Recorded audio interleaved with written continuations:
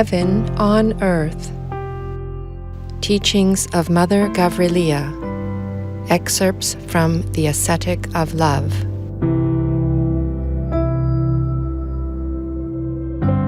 On setting an example.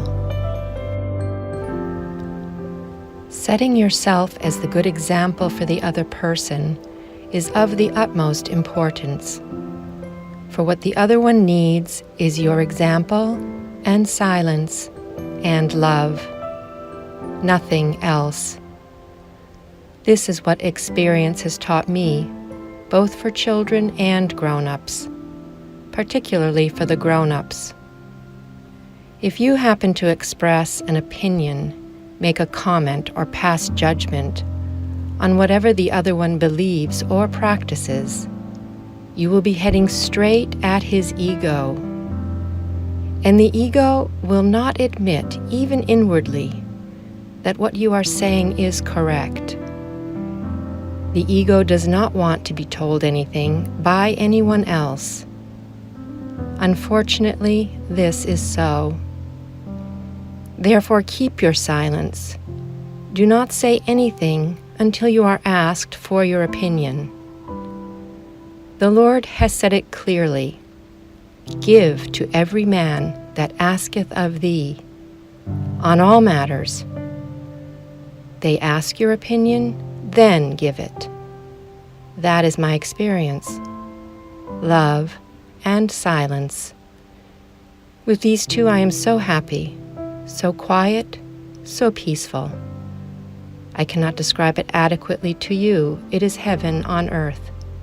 I wish for nothing else.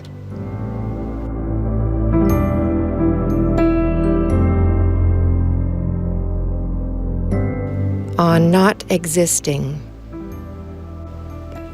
Yorandisa, please tell us, how are we to practice this I do not exist, which you keep telling us? Mother Gavrilia, let me say that in the last 20 years of my life, I have understood this very well.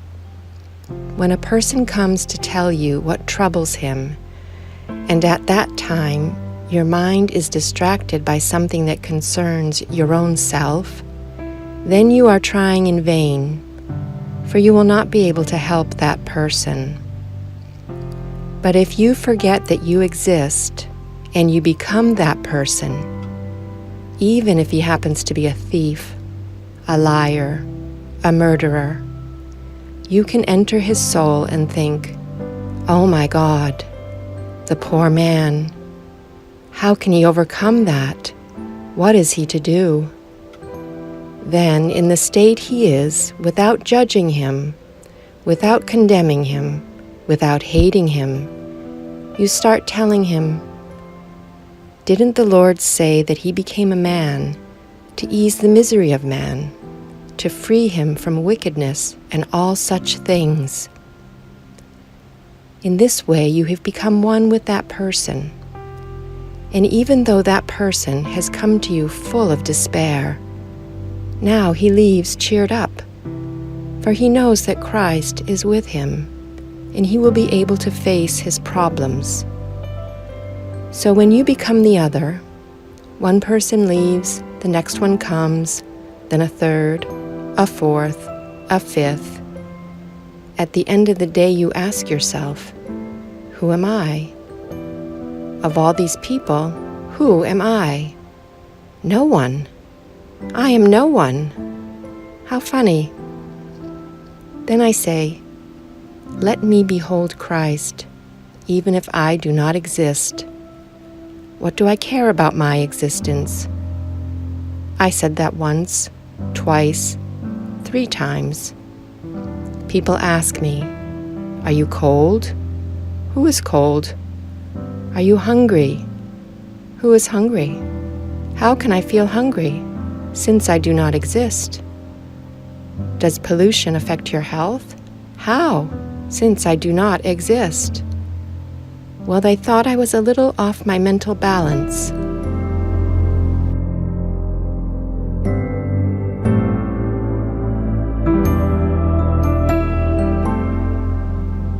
On the holy angels.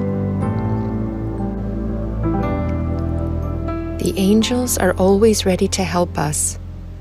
I have seen it happen with the eyes of my mind, even at the most difficult moments. When I was in India, jackals, a whole pack of jackals with their eyes glowing in the dark, rushed in my direction in the jungle forest, and God made me invisible to them as if I didn't exist. Wasn't that protection by the angels? What do you think? After such adventures, nothing frightens me. And something else, too. When we have love in our heart, the angels become our best colleagues. They are the ones to come when, at times, we ask ourselves, "Where am I to go? What shall I find there?" I traveled a lot in my life and happened to move from one place to another without any material security, but always with the protection of the angels. I used to say, as I still do, I am going from something good to something better, always gladly, even if it meant something worse or physically harder, because I know that it is in God's plan. This is what you should do all the time, my child, no matter where you are, no matter who is near you, no matter who offends or upsets you, no matter who loves you. Everything that happens is in God's plan, and because of that, you will love it. Yorandisa, the secret voice that we hear many times, is it our angel? Yes, and we must become aware of it. We must recognize it clearly. Then little by little, God will grant us the power of discernment to put it into practice.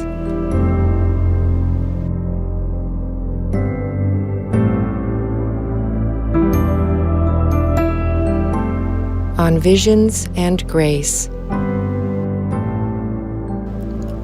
The grace of God grants us a state of joy, serenity, equanimity. Then it isn't necessary for us to have visions and experiences, particularly if we are of those who talk about them. For if a vision or a message beyond this earth is true, our mind, our thoughts, our tongues lack the capacity to describe in words what it was or what has taken place. Only our life changes, and the others notice the change. Somebody was complaining of being unfairly treated and wondering why should the poor be poor, why it was like that for someone and not for another one. Why should some people have everything and some others nothing? Then one day he had a vision. He saw God up in heaven with an embroidery frame on which he was embroidering the lives of all of us. He also saw us humans down on earth, looking only at the loose threads hanging from the reverse of the embroidery, unable to discern or understand God's wonderful needlework. What a fine vision! That's how it is. Only when we shall go up there shall we be able to admire God's design for our life. Now we worry because we see only the reverse side of the embroidery.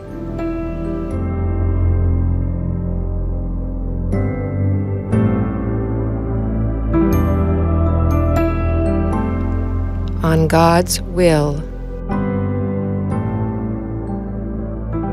When you deeply wish to act always according to the will of God, He will reveal it to you. That is what He asks. He wants us to reach out our hand for His grace, so that His grace may guide us and His Holy Spirit may shine on us. And then it is paradise on earth. Have no doubts whether it is or it isn't the will of God.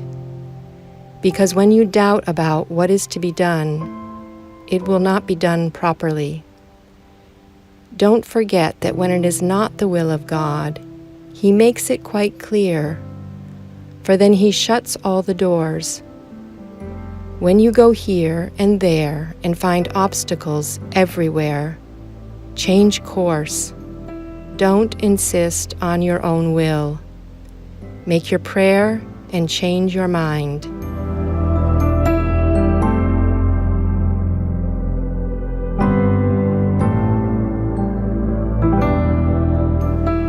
On the reverse and the unfair. Many times the Lord's will does not seem to be fair, acceptable, or agreeable to us.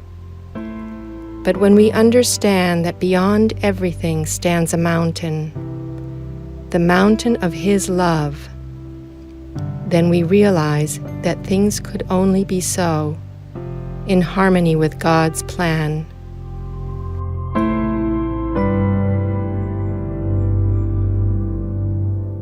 On the environment during prayer.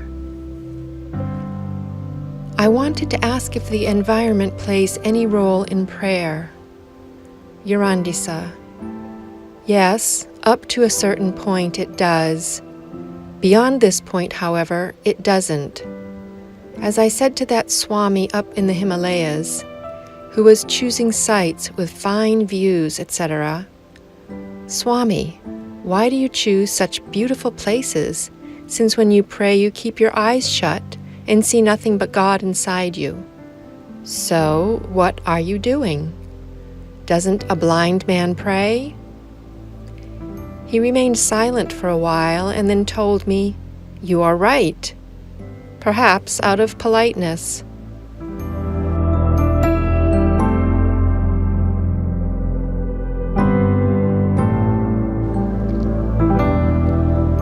On silence to senseless talk.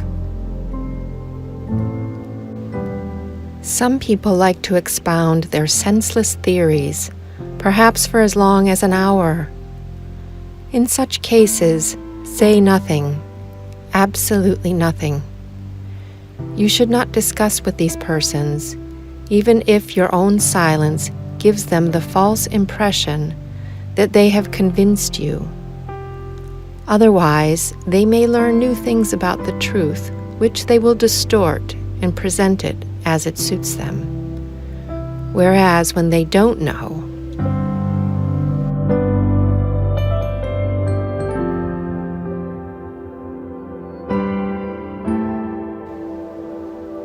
on gratitude.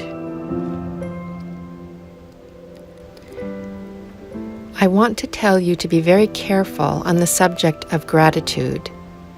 Never expect gratitude from others. It is you who must be grateful, immensely grateful. When you become conscious of that, you will have God's blessing. Do you know why? Because when God wants to help someone, you, for example, He will send somebody to do it. This somebody could be anyone. That is to say, if God had not sent this particular person, He would have sent another one. You would have been helped anyhow. My help is from the Lord. Who am I, therefore, this anyone, to take pride in helping? Sometimes we hear someone say, "If it weren't for me, this could not have been done," and other such nonsense. Whereas everything would have been done. Do you understand why? Because as we are told, God can make children for Abraham even out of stones, and send them to help the world.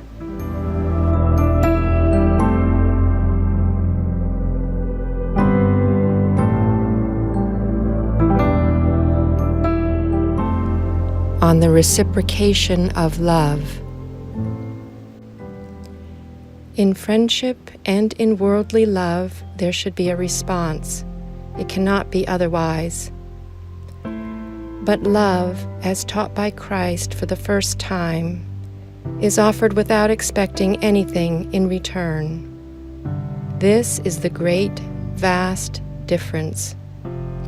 In this love, the ego no longer exists. Our own self ceases to be.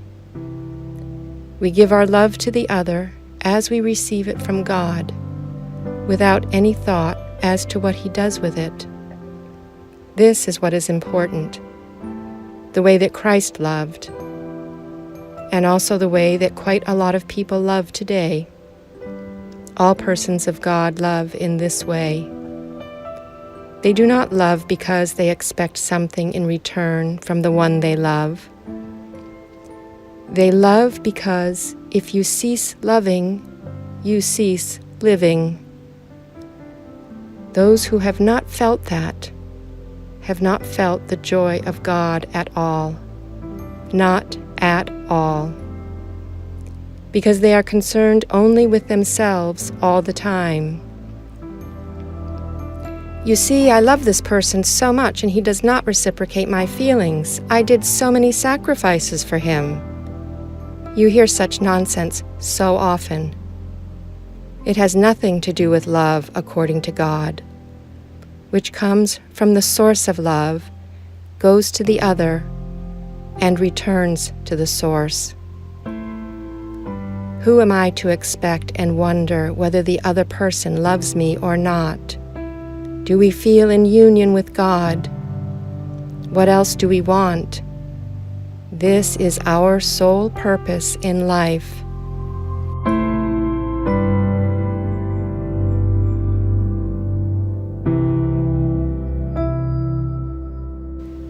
On the 5 languages. Once, when I was in India, I came across a missionary who said to me, "You may be a good woman, but you are not a good Christian." I asked, "Why?" "Because you have been here for quite some time and you go about speaking only English. What local languages have you learned?" I answered, "I don't have the time to learn any because I move from place to place, and before I can manage to learn a dialect, I am called somewhere else. I just learn to say good morning and good evening, nothing else."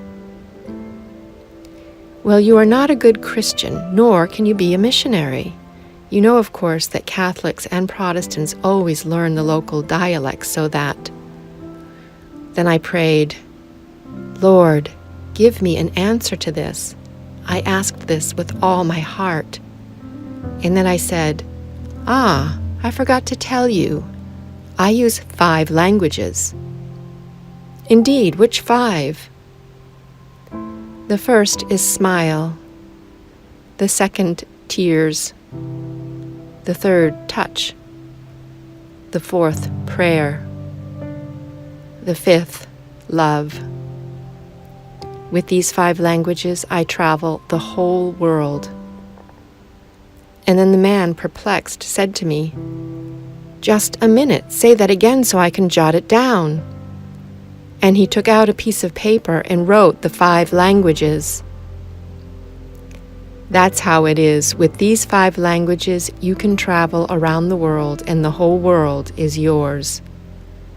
You love everyone alike, irrespective of religion or nationality, irrespective of anything. God's people are everywhere, and you can never know if the person you meet today will be tomorrow's saint.